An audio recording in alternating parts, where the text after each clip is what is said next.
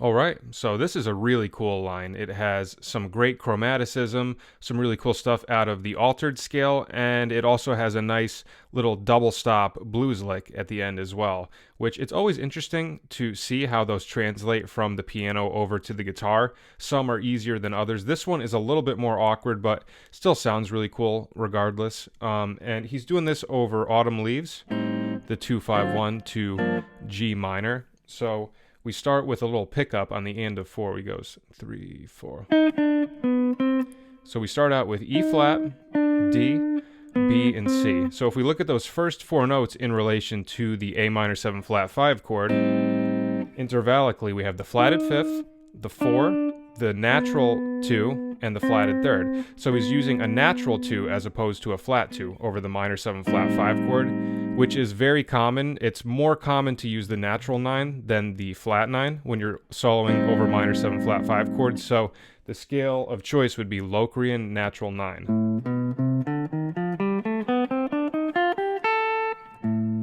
So that was something that I wasn't aware of for a long time when I was soloing over minor 7 flat 5 chords, and then someone turned me on to this mode, and it opened up so many new possibilities. So over that we have the Locrian natural 9.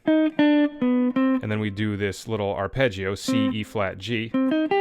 So that's clearly, A minor 7 flat 5 arpeggio. But then right here he does a G sharp, and then he goes down to an F sharp. So once we land on the F sharp, that's like the start of the D7 chord. That's beat 1. So that note right there, I guess you could think of it as either just a little chromatic, a half step above the A minor 7 flat 5 arpeggio, or you can just think of it as he's thinking D altered like early, because you can think of that as like the flat 5 and the major 3rd of D7. So kind of either one of those two might be what's going on there. But after then we hit this F sharp, and he does this cool little chromatic thing over the D7 chord. So it's F sharp, and then you do a hammer on to G with your middle finger, then pull back off to F sharp and slide down a fret to F. So I would think of that as like, we're starting on the 3rd of the D7 chord. He does a half step up, back down, then a half step below. So kind of just like the chromaticism that's surrounding that F sharp note, right? You have one above and one below, and he's kind of just combining them with the F sharp note. Now here's the cool little altered thing I was talking about. Very cool, like augmented sort of sound. So then you put your middle finger on E flat, pointer finger on D, which is our flat 9 and our root, and then we do this really cool augmented arpeggio. So you put your pinky up on B flat on the 2nd string, and then you pick, you pick F sharp with your pointer finger, and then hammer on and pull back off again.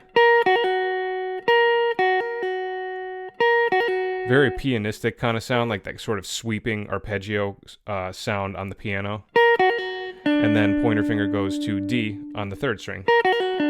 Really cool sound.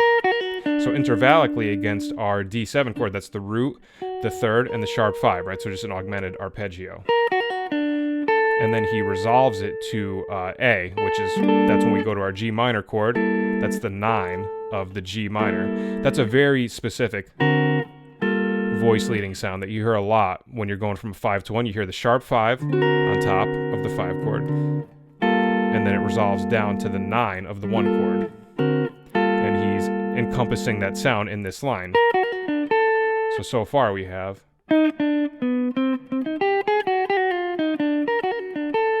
Okay, and now we have this cool double stop lick, which I said it's a little bit tricky. I'm not completely comfortable with it, but I can get it out some of the time.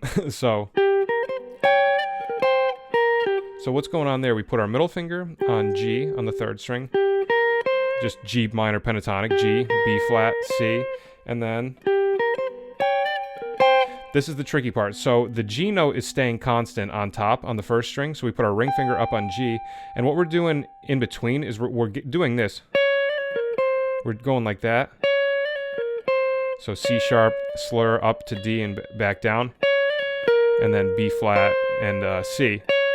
But we're keeping this G going, so it's a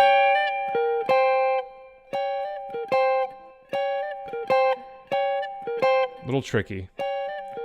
So I'm keeping the ring finger on top, and I'm just going between my pointer and middle finger for those other notes that are moving.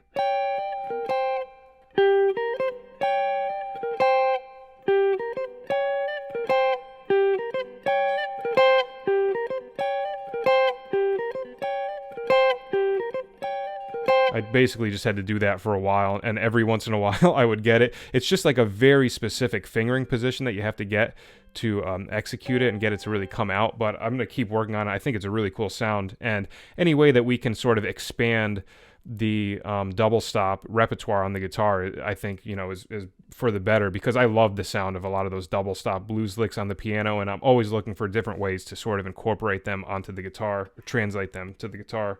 So the whole line now would be 1, 2, 3, 4.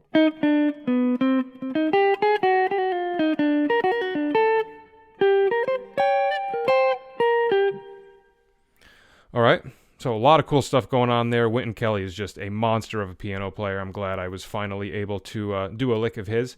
So that is our video for this week. I hope you enjoyed it. Hope that you learned something. And as always, if you would like to support the channel, you can do so at patreon.com/MikeGaudetteMusic.